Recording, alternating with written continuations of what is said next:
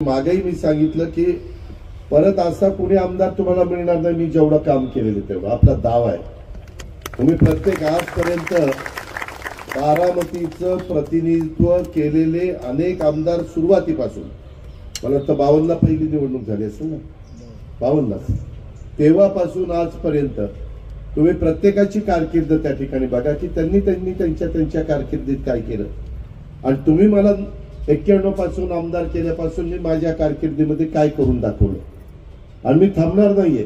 तुम्ही आता मला लाखांनी निवडून दिलंय मी माझी 5 वर्ष एवढं काम करणार की आतापर्यंतच्या कारकिर्दीमध्ये जेवढं काम त्या 5 वर्षात झालं नाही त्याच्यापेक्षा जास्त काम ह्या टर्मला मी करून दाखवणार। कारण मला आता अनुभव आलेला मला बजेटमध्ये कशी तरतूद करायची माहिती आहे, डीपीसी मधनं कशा पद्धतीनं वेगवेगळ्या योजनांना निधी आणायचा माहिती आहे। आम्हाला भाऊसाहेब जंजिरेंच्या सारखे अनेक आमचे हितचिंतक आहेत ते कधी आम्हाला शब्द टाकतात की दादा असा आज किती 100 सायकलचा खर्च भाऊसाहेब 50 लाख 50 लाख कशाला म्हणतात खाऊ आहे का 50 लाख आज 50 लाख रुपये स्वतःचे पदरचे काही स्वार्थ नाही कुठं उभं राहायचं नाही किंवा काही करायचं नाही उभं नाही राहायचं तर त्याच्यामुळं एकदम एक आपलं आईने वडिलांनी कष्ट केले आपण इथपर्यंत पोहोचलो। काही समाज आजही आहे त्यांना पण मिळालं पाहिजे तो त्यांचाही हक्क आहे आणि म्हणून आम्ही सरकारमधनही प्रयत्न करतोय परंतु असे एनजीओ मी आता काहींशी बोललो काही मध्ये मी एका एनजीओला तुमचं ते कुठे गेलं तुमचं एन्व्हायरमेंट फोरम परवा 5 कोटीचा चेक पाठवला 5 कोटी रुपये कशाला म्हणतात आज मी शब्द टाकला 5 कोटी रुपये आले 5 पैसे कोणी देत नाही। आज ह्या ज्या काही गोष्टी झाल्या कुठंतरी तुमच्यामुळं मला महत्व आलं आणि मला राज्यात काम करायला मिळालं।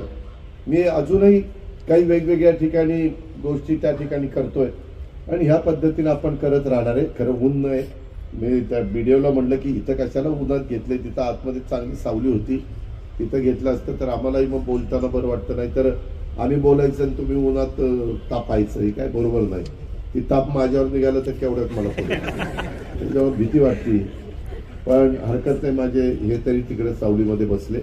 मी खरोखरीच जंजिरे तुमचा मनापासूनचा मला अभिमान आहे। त्याच्यामध्ये मी सहज 2011ची जनगणना झाली त्याच्यात राज्यामध्ये दिव्यांग व्यक्तींची संख्या महाराष्ट्र राज्याच्या लोकसंख्येच्या 2.63 म्हणजे 3.5% होती। आता राज्यातील दिव्यांग व्यक्तीची लक्षणीय लोकसंख्या विचारात घेता मी ते 1% तुम्हाला सांगितलं।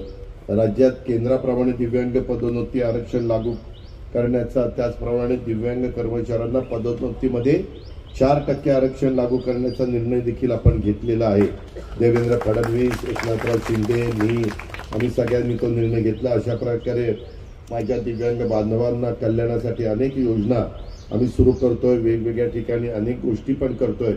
माझं अमोल काही ठिकाणी आता डीपीसीच्या निमित्तानं मी जातो ना तर काही जिल्ह्यामध्ये खूप चांगल्या प्रकारच्या गोष्टी केल्यात। आता आपण पुण्यामध्ये पण मी बघा काही कोटी रुपयाचं दिव्यांगांच्या करता ते बाप्पाला माहिती आहे ते केलेलं आहे। पिंपरी चिंचवडमध्ये पण केलेलं आहे।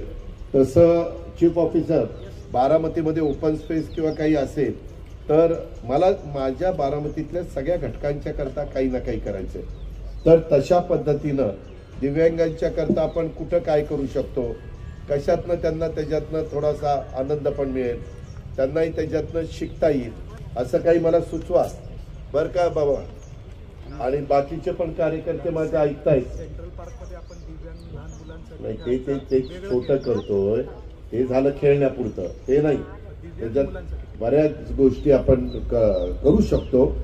तर मला वाटतं लातूरची एक शाळा मी फार चांगली बघितली मी त्यावेळेस म्हणालो पण होतो गजानन पाटील तेव्हा माझ्या ऑफिसला होते त्यांनाही सांगून आपण करू शकतो कारण नुसतं बोलून नाही त्यांना सुविधा पण मिळाल्या पाहिजे। आणि माझ्याकडं अर्थमंत्रीपदाचा कार्यभार असल्यामुळं दिव्यांग बांधवांच्या कल्याणासाठी माझा तर प्रयत्न निधीची अजिबात कमतरता भासू देणार नाही मी असाही मी शब्द या निमित्तानं आपल्या सगळ्यांना निश्चितपणे देऊ इच्छितो.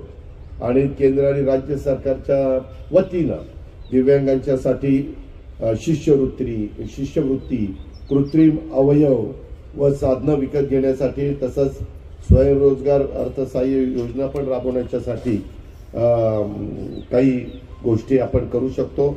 मी याला पैसे का मागणार आहे म्हणजे मागतोय, दर महिन्याला त्याला पैसे द्यावे लागतील त्या स्टॉलला, कारण एवढं सगळं चांगलं केल्यानंतर ते व्यवस्थित राहिलं पाहिजे, त्याचा मेंटेनन्स व्यवस्थित राहिला पाहिजे, त्याचं कटिंग, त्याचं पाणी घालणं, त्याचा खुरपणं, त्याच्या खूप गोष्टी असतात, त्या सगळ्या नीटपणे बघाव्या लागतील, त्याला पैसा लागेल. प्रत्येक वेळेस मी सरकारकडनं पैसा, सरकार एकदा तुम्हाला करून देईल. आता पंचायत समितीची इतकी चांगली वास्तू एकदा केली, मी पूर्वी इथं यायचो, काय अवस्था, इथं काहीतरी गेस्ट हाऊस होतं, भयानक वाईट परिस्थिती, पण आज ते आपण सगळ्यांनी मिळून केलं, तुम्ही साथ दिली, आज झाडं लावली,